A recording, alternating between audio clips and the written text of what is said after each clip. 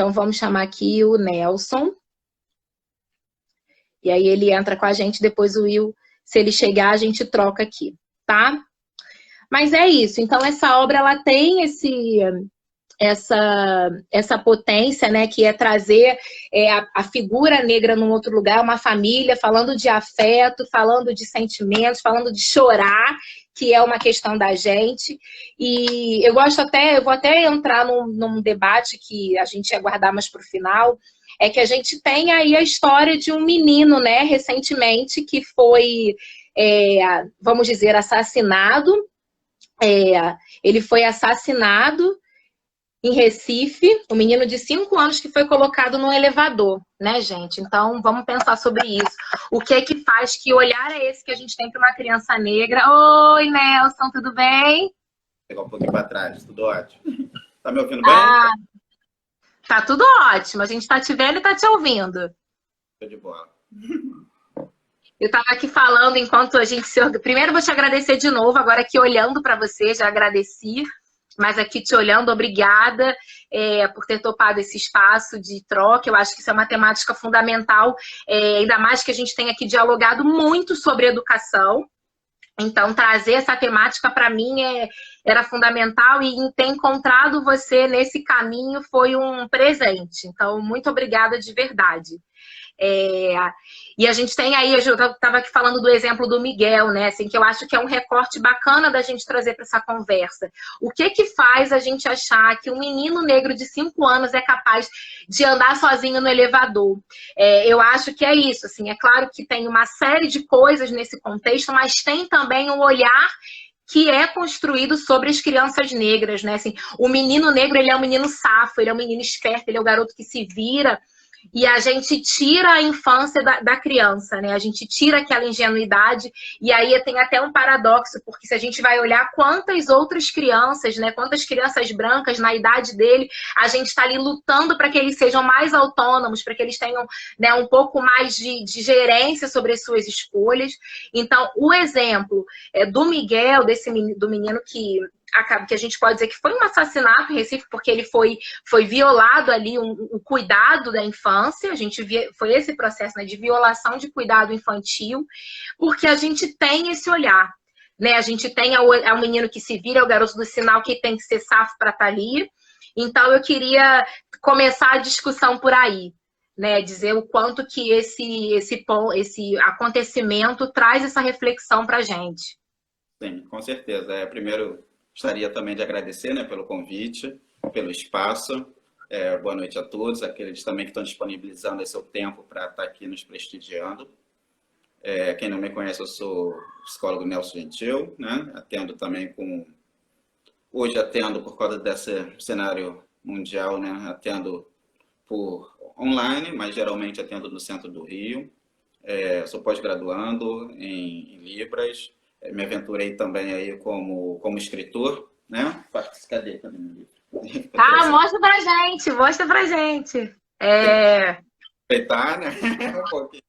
Com certeza. Sou coautor desse livro também, A Mulher Negra e Suas Transições, que nós estamos enviando aí para todo o Brasil. Quem desejar depois é só entrar em contato pelo Instagram. E vamos começar falando sobre masculinidades, né? E a infância. Homens pretos, como os homens pretos são vistos nessa sociedade, desde muitos novos, como nós podemos, esse exemplo que você trouxe, esses corpos que são altamente descartáveis, né? São vistos como desde muito pequenos, desde nós somos vistos desde novos, como você disse, o homem que se safa, o homem que tem a malandragem como se fosse algo, vem com a malandragem como algo naturalizado em nossos corpos, onde não é bem assim. E como isso reflete, né, nas nossas vivências até chegar na fase adulta. Porém, isso tem um lugar. De onde vem isso? De onde vem essa construção que uma pessoa olha para uma criança preta e já categoriza e já coloca ele num lugar onde um suposto característico que ele era capaz de fazer certas coisas. É o mesmo olhar que me atravessa, é o mesmo olhar que atravessa o Will, é o mesmo olhar que atravessa todos nós, homens pretos, perante essa sociedade. Então, eu gostaria hoje de começar, né, falando de onde vem isso, de onde vem essa construção. Eu gosto muito de utilizar o Fanon, um psiquiatra martinicano, que começou a falar sobre corpos pretos e o embranquecimento lá em 1940, né? E eu gostaria de começar por ele. Eu trouxe aqui um trecho do livro Pele Negra e Máscaras Brancas, Pele Negra e Máscaras Brancas, onde logo no início, na introdução, ele diz assim: o negro não é um homem. O negro é um homem negro. Isso quer dizer que, devido a uma série de aberrações afetivas, ele se estabeleceu no seio de um universo onde será preciso retirá-lo. Então, vou ler novamente. O negro não é um homem. O negro é um homem negro. Isso quer dizer que, devido a uma série de aberrações afetivas, ele se estabeleceu no seio de um universo de onde será preciso retirá-lo. Né? Então, ele pontua que o negro não é um homem e tem que ser retirado de um lugar, de um universo. É preciso retirá-lo de um universo. E que universo é esse que Fanon está nos dizendo, né? Esse universo é exatamente o universo branco. É o universo, né, hoje eurocêntrico, esse universo branco, onde, a partir de uma construção, né, vamos levar lá para o início, que a partir de onde nós, pretos em diáspora, nós vivíamos todos, né, em África, onde é um continente, onde tem vários países, vários povos com sua identidade, e de repente chega o homem branco ao sequestro, né? Aqueles homens africanos, eles tinham seus nomes, tinham seus povos, suas culturas, e de repente chegam lá, o sequestram, colocam no navio negreiro e o trazem para o Brasil. Chegando no Brasil, esses homens raspam suas cabeças, mudam seus nomes, né? Recebem o nome João, Pedro, Gabriel, uns nomes aqui eurocêntricos. Então, tiram esse sujeito, essa singularidade, e uniformizam todo mundo. E o transformam, tiram a sua cultura e transformam todos em negros. Então, até Fanon diz também no último livro dele, Condenados da Terra, que o branco criou o negro e o negro criou a negritude. Né? Então, a partir desse momento, o negro é criado. E o que é isso? O negro é criado, é uma ideia subalternizada, então tem algo acima. E esse algo acima é o homem branco. É o homem branco dentro da nossa sociedade. É o homem branco que é esse lugar de superioridade, ao padrão a se chegar. É esse homem branco, esse homem que é o belo, o forte, o inteligente, o homem que o sentimento, né, não perpassa por ele, que é o homem controlado, o homem viril, o homem que tem um controle, o homem que não é permitido chorar, como diz aí no livro do Nito, né, que chora demais, as pessoas chegam lá e falam, não chora. E quantos homens, quando meninos, até hoje nós falamos algumas, eu escuto isso por aí, falando para alguns meninos, homem não chora. Ou quando está chorando, eu vou te dar não chora, engole o choro. Ou, né? Ou eu vou te dar, está chorando à toa, vou te dar um motivo para você chorar. E que lugar é esse? Hoje em dia eu vejo muitas pessoas falando masculinidade tóxica, né? Que eles estão olhando para os frutos, mas eu gosto de atacar a raiz, eu gosto de olhar para a raiz. A masculinidade é branca, não uma masculinidade. Que as pessoas não gostam de apontar, né? Mas na verdade é uma masculinidade branca, que perpassa por tudo isso, essa de conquistar e destruir, né? Então, tudo isso, toda essa mecânica, onde não há o sentimento, onde a afetividade não está presente, que é sempre uma relação objetal, é sempre uma relação, eu estou em cima e você está embaixo. Isso falando todos os outros homens, né, que estão subalternos. Se você não é um homem branco, digamos aí o Wilbert, né, que é hoje o padrão, Então, seja lá o homem preto, o homem trans, né? Que é o homem que hoje tem a gestação, o homem que menstrua, o homem gay. Todas essas formas de masculinidade, todas essas formas de serem homens, eles estão subalternizadas. E, para muitos, são o lugar a ser alcançado. Né? Muitas pessoas acreditam que esse é o ponto a se chegar, esse homem branco. E como é que nós vamos chegar nesse lugar? Nem mesmo os homens brancos conseguem chegar nesse lugar utópico. E quanto sofrimento traz para nós esse lugar, né? Quanto sofrimento nos atravessa, por causa que nós não somos máquinas, nós sentimos. Nós sentimos, nós temos sentimentos, né? E como cedo, desculpa te interromper, Nelson, só vou falar muito rápido, que a gente está aqui muito mais para te ouvir. Mas é porque a gente que, enquanto educadora, a gente tem um olhar sobre os corpos, né, dos meninos negros, e a gente fala assim, nossa, quando o menino joga bola, como a gente evidencia o sucesso corporal dele, né? Assim, como a gente enaltece aquela habilidade, como que se o menino negro fosse quase que inato ele ter uma habilidade corporal, ele ser um bom jogador, ou ele ser muito forte, é o menino que aguenta. E aí, olha como é que a gente vai reproduzindo isso em vários lugares, assim. Quando a gente vê alguém fazendo força na rua, carregando peso, é a figura do menino que é novo, do menino jovem preto. E aí a gente acha que aquele corpo, ele é físico o tempo inteiro e a gente desloca a emoção dele. E a gente, infelizmente, ainda faz isso com as crianças. O menino negro é o menino que fica mais tempo chorando. Se a gente não se atentar a essas nuances, é o menino que caiu, a gente fica esperando ele levantar. Enquanto o outro, a gente corre para ver se está tudo bem. Então, o que acontece? Que a gente criou um imaginário que dá para o menino, uma criança de 3 anos, o menino negro caiu, a gente fica esperando ele levantar sem lá dar a mão. Enquanto para o outro, a gente quase que corre para botar a mão por baixo, que é para ele cair no macio, né? Exatamente.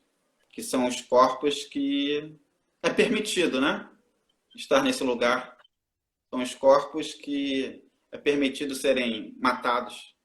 São os corpos que são permitidos o se vir aí e dar um jeito. Infelizmente. E nós vemos aí a naturalização dos nossos corpos, de nossas mortes, de tudo que atravessa, de nosso encarceramento, né? Da produção de morte, a produção de morte através dos nossos corpos, ela se dá por muitos vieses da nossa sociedade. Para a gente parar para pensar, né? 93% de mortes são de homens e 70% são de homens pretos. E isso quer dizer muito. São homens, são corpos, são pretos matando pretos, muitas das vezes, a partir dessa produção. E, voltando, né, só falando dessa produção de homens, essa produção que produz esse olhar sobre nós, né, até mesmo quando criança, esse olhar, essa busca desse lugar que nunca vamos chegar.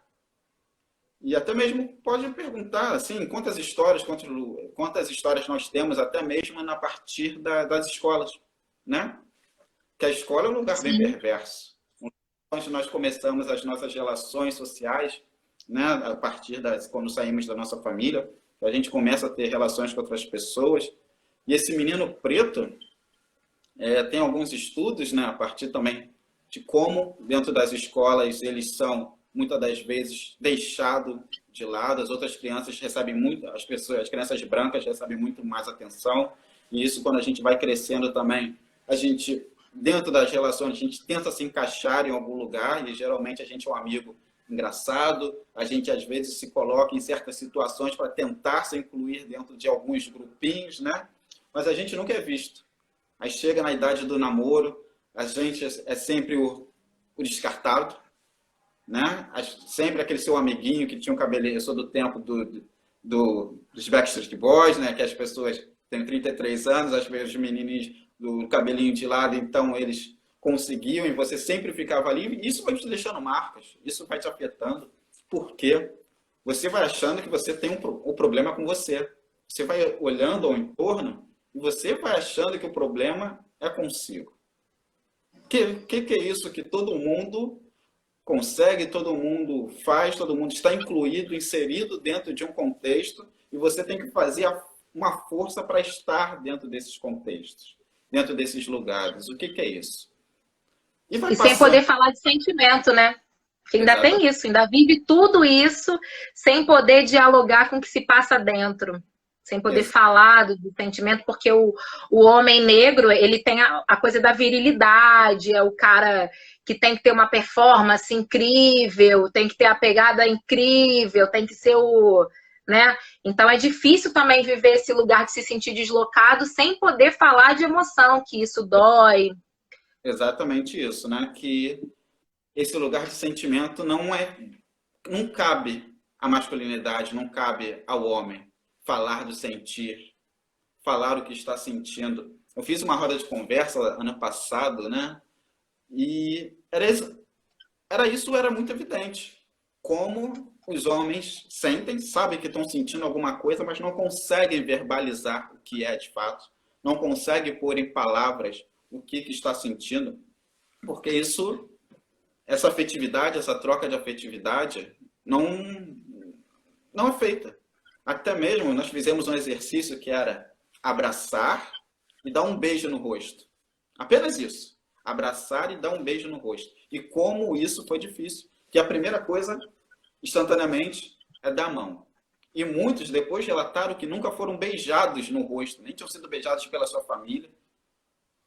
E como aquele abraço ali moveu sentimentos neles, e a partir dali eles começaram a elaborar essas questões, né? E a gente discutiu como a afetividade não está presente nas nossas relações desde muito cedo, desde ali inicialmente a nossa família.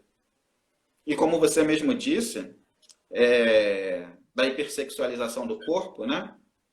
E a gente chega depois da fase adulta e a gente sai exatamente desse lugar de marginalização, de não ser visto, e a gente entra num lugar, de repente, todos os olhos são voltados para nós.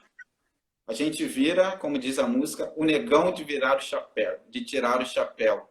A gente vira o homem que tem o pênis de 30 centímetros e tem aquela performance sexual a noite toda, né? E como isso também é pesado para nós. Muitos homens pretos, eles se vangloriam, às vezes, de estar nesse lugar. Olha que a sociedade é muito perversa, né? Como nós dissemos, esse padrão de homem, nós somos o subalterno, então para o homem preto ele não é o cara inteligente, ele não é o cara bonito. O que resta, muitas das vezes, que nesse entendimento, a única valorização que tem é nesse contexto hipersexual. Então, eles se agarram nisso. Se agarram e muitas das vezes tocar nessa questão é muito difícil. Porque é a única coisa que eles percebem que tem e tentar mudar essa visão é muito complicado. E quanto isso é perverso, né? Agora aqui, se você parar para pensar, é mais uma descaracterização. Você sai do lugar do sujeito e apenas você tem um objeto. Você se torna meramente o dar prazer ao outro. E onde, mais uma vez, a afetividade nos é negada. Mais uma vez... E porque é isso, tira o afeto de algo que é importante ter afeto também, né? Você se relacionar desse jeito por afeto tem um lugar muito especial e é como se você tirasse outra vez a chance do toque, do carinho, né? Porque você desloca essas coisas. Exatamente, até mesmo as representações, né? Que muitas das vezes, se você vê, que assim, nós não debatemos sobre educação sexual, nós não vemos. Muitas das vezes os meninos vão aprender através de filmes. E como os filmes retratam os corpos pretos, né? É sempre com brutalidade, é sempre aquele sexo que começa assim, termina assim. E como isso vai deixando marcas na nossa subjetividade. E como se livrar disso? Como sair desse lugar é muito difícil.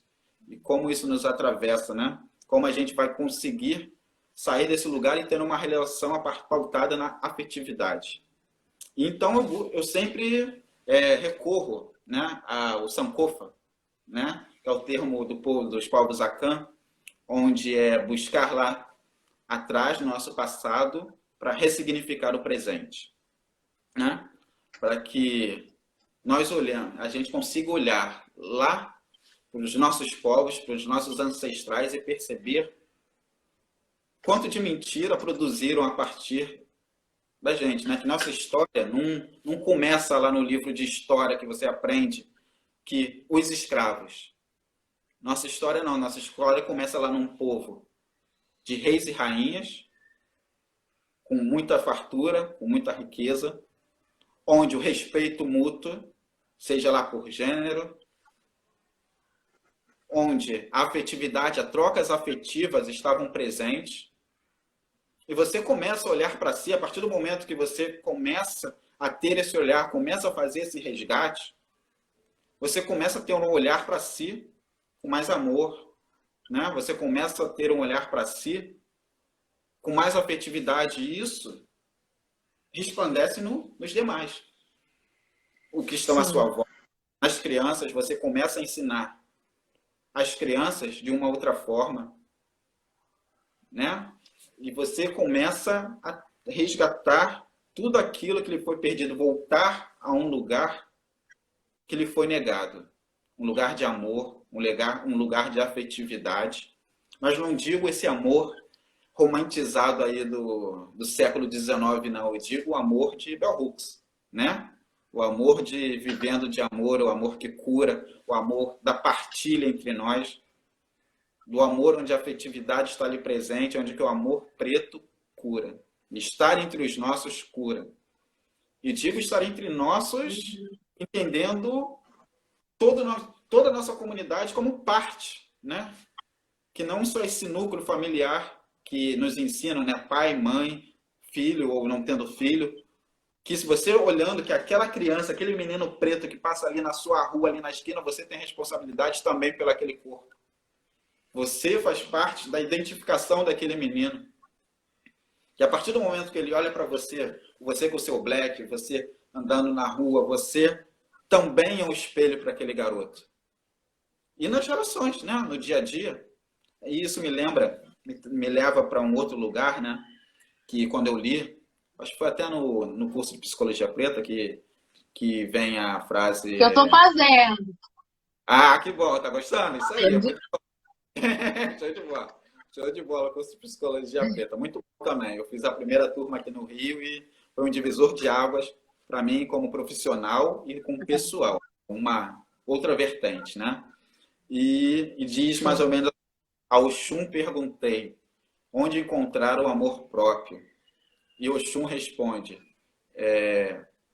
olhando-se no espelho. E é exatamente isso.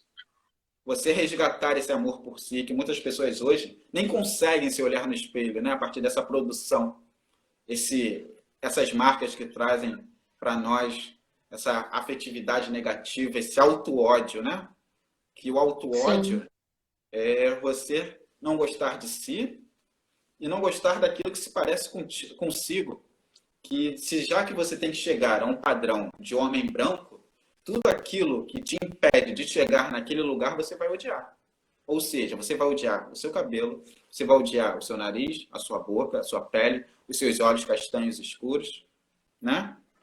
E a partir do momento que você consegue deslocar esse olhar, você vai se amando, você vai se olhando e olhando as demais pessoas e entendendo que essas características são apenas diferenças. Ninguém te diz que seu olhar castanho escuro é apenas o olhar, né, eu digo, né, o olhar azul, o olho verde, o olho claro, foi apenas adaptação ao meio que nós, né, a humanidade, nós humanos, nós partimos da África e subimos, né, subimos para os polos mais frios. E a partir daí, nossa pele ficou mais clara e foi necessário termos os olhos mais claros também. Foi uma adaptação. Por quê? Os olhos castanhos, eles têm uma dificuldade de enxergar os padrões de branco. Você vai falar, mas eu enxergo o branco. Sim, nós enxergamos o branco. Eu estou vendo que a sua parede é branca. Porém, numa natureza, vamos dizer assim, na natureza, era muito difícil você ver o que é gelo e o que é um urso polar. Então, o olho mais claro, ele tem essa facilidade de enxergar os padrões de branco aqui, que era muito importante, né? Para você ver o urso e você correr do urso. né? Você saber Sim. o que é um gelo, o que é o gelo que está bom para você pisar e o gelo que está frágil, que é para você evitar. E ninguém te conta isso. Apenas construíram que o olho, que é do branco, é um olho mais bonito. E você quer ter. Eu fui um jovem, eu digo que eu fui um jovem que tive lente verde. Era horrível, mas eu achava na época maneirão. Por quê? Porque esse atravessamento é horrível. Mas por quê?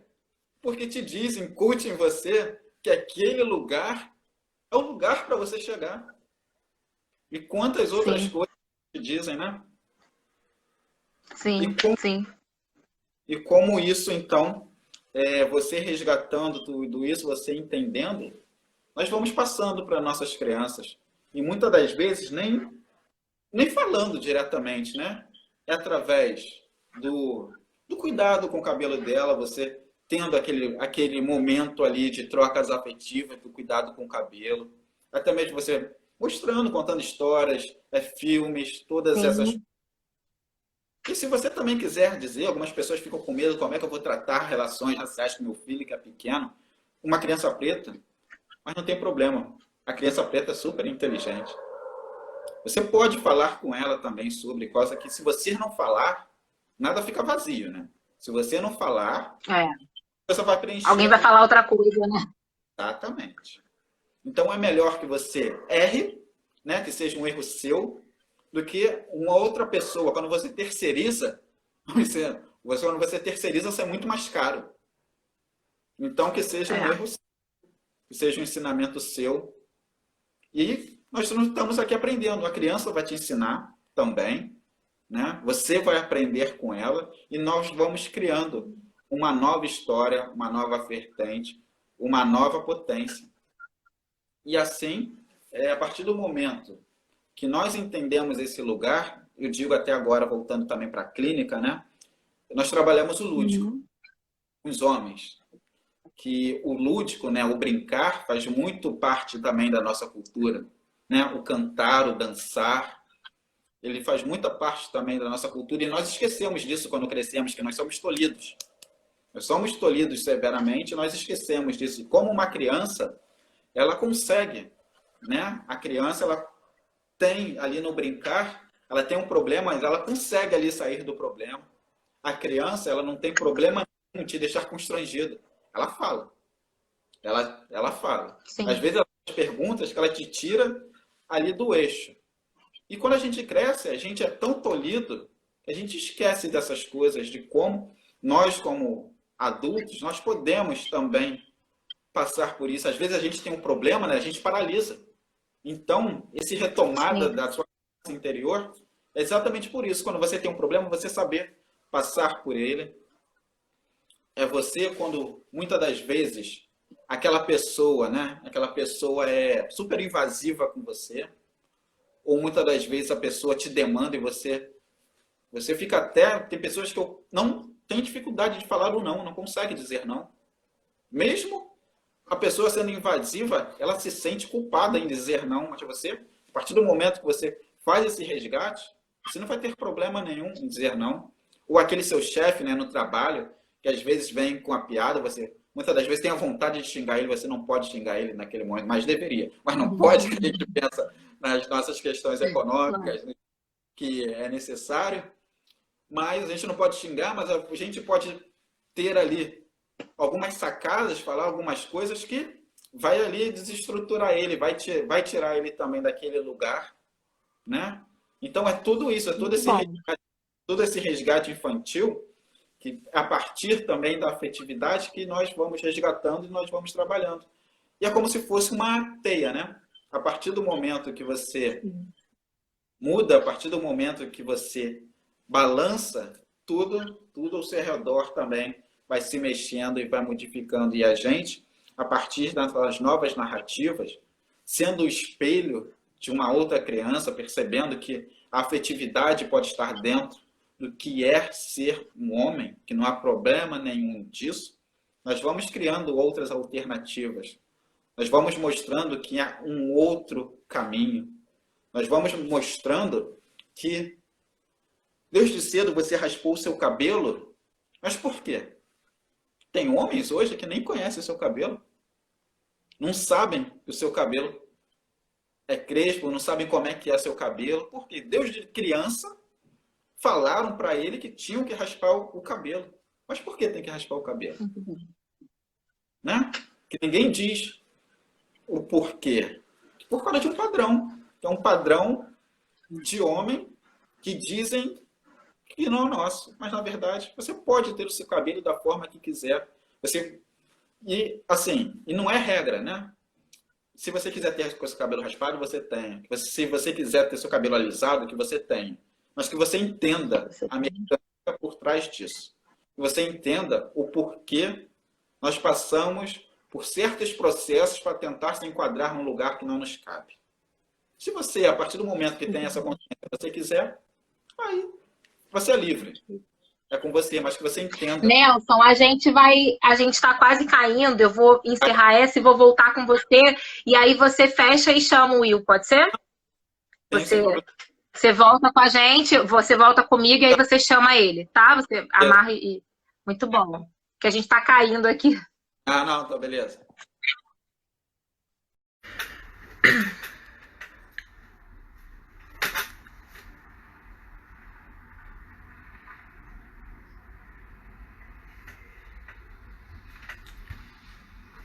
Gente, olha, me penteando, as pessoas estão entrando. Olá! Oi, Cláudia! Oi, Dani! Tudo bem? Muito bom. Oi, Natália tá aí. Eba, eu ia mandar mensagem pra você agora, viu, Natália? Se você não aparecesse. Obrigada. Eu tava me arrumando, né? E entrou e eu aqui me ajeitando. Então, gente, vamos chegando. Oi, Duda. A Duda tá vendo tudo. Duda, eu tô amando que você tá me acompanhando, viu, Duda? A gente não se encontra mais pelo corredor, mas eu tô adorando dividir esse espaço com você. A gente hoje vai fazer diferente. Teremos uma dobradinha, né? Serão 2 participações. Verdade, Cláudia, aí já tá de madrugada, né? Verdade. Dorme não, fica com a gente. Vamos conversar com 2 pessoas, então vai ser uma dobradinha. Eu vou já fixar o tema logo de uma vez, que é uma coisa que eu tenho dificuldade, então eu já vou aproveitar aqui, vou falar. Então, a gente vai falar sobre masculinidade, né, e infância preta, né? Como é que que nuances que fazem parte da educação de jovens, né, dos meninos e meninas negras do nosso país. Então, a gente vai ter um espaço de troca, a gente vai ter aqui um olhar da arte, né, de uma vivência pessoal, que o Will vai falar, e o Nelson, que vai vir com recorte da psicologia, que desdobramento a gente tem aí. Então, eu vou colocar aqui para a gente já ir sintonizando. Acredito que já eles entrem. Eu vou só esperar um pouquinho e as pessoas irem chegando, eles vão aparecendo aqui. Deixa eu só, porque eu não sei fazer 2 coisas ao mesmo tempo, né? Que é colocar o nome e falar. Ou eu digito ou eu falo. Aqui.